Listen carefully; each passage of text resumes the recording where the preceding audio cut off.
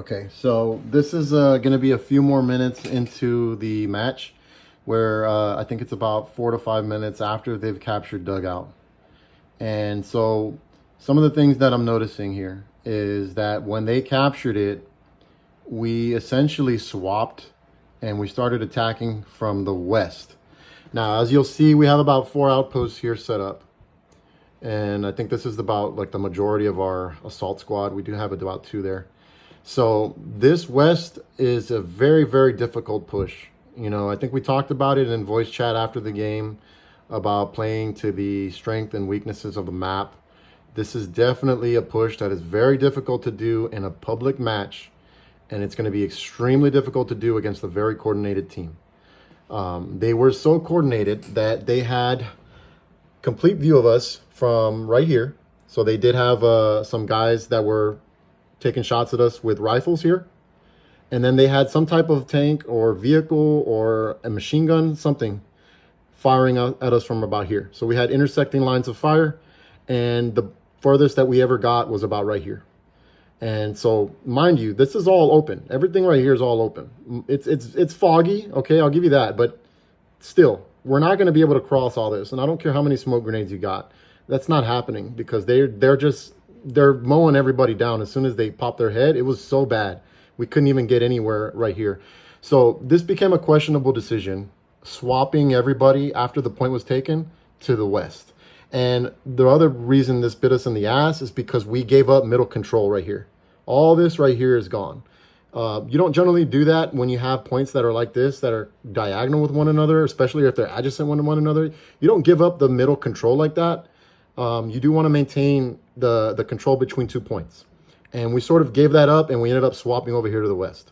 This was actually the path of least resistance because there's actually cover right here. There's hard cover right here. And then further up, there's even more hard cover right here. So that actually gave us a much better opportunity to pass. This is about, what, 200 meters? That gave us a much better opportunity to pass through hard cover and use that to our advantage to actually get an effective push.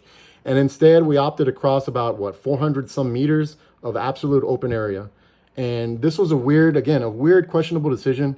I certainly don't mind about, you know, if we had these reversed, if we had the majority of push here and then maybe 2 squads up here, that would have been way more ideal. And the reason is that we do obviously want presence here on the west because we do need eyes up here, you know, making sure that they're pinging any tanks that are in their back line, any machine gun crews, any vehicles like that. We do need presence here, okay? I'm not arguing that. We do need people here maintaining presence of view of where these guys, what these guys are doing, marking tanks in the back line so that way our tanks are aware of this. We do need presence right here. But when this becomes the majority assault, that becomes a problem. Because again, we had all these guys dying when we really were already at a good place here.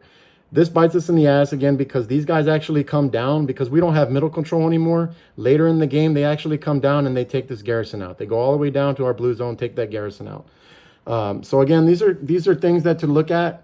As squad leaders, you want to look at the map and try and use your best judgment on what to do. And if something's not working, you gotta try and see what you can do by looking at the map and taking a look at the overview. But when you notice that we're getting mowed down on the west like that, you know, we might have to change things up. Another thing I'm noticing here is artillery needs to put some outposts on the middle HQ. I don't know how many guns we had going off, but if we have like 2 guns, that means we have 2 squad leaders. So those squad leaders need to put an outpost here, and they needed to put like an outpost right here. You know, if we have another squad or maybe one guy that's babysitting artillery to help them out, then they put another outpost right here. And the reason you do that is because that's for recon detection. So that way, you know, when recon's coming in, they're going to try and kill you. You have an alarm telling you that they're on their way. So that's going to help you survive. And, you know, I'm noticing we don't do that. I don't know why there's no outposts here. I don't know. Again, I don't know how many guns we had. I think P squad is artillery. I believe they are artillery. So that's fine. They have their outpost up. That's fine. But the thing is that you don't want your outpost like this because the reason is that it detects in a 50-meter radius. So when you have it against the edge like this, you're essentially cutting off the 50 meters here, because that's all dead zone. No one's going to pass through there anyway because that's already off the map. So what you do is you put it about up here, because that's going to give you the 50 meters visibility. And then it's going to also give the 50 meters up here.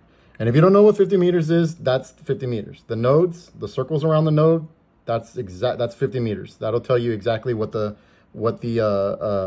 outpost will cover. But again, these are a couple of things to look at.